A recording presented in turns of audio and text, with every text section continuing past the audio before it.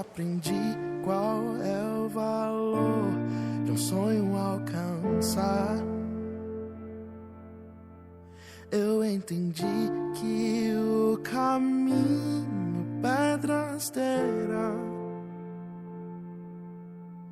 Eu vi em campo aberto se erguer construção,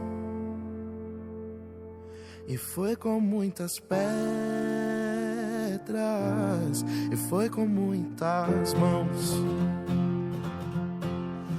Eu vi o meu limite vir diante de mim. Eu enfrentei batalhas que eu não venci, mas o troféu não é de quem não fracassou. Eu tive muitas quedas, mas não fiquei no chão.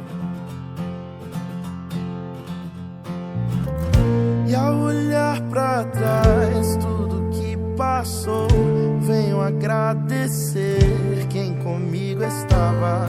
Ergo minhas mãos pra reconhecer. E hoje eu sou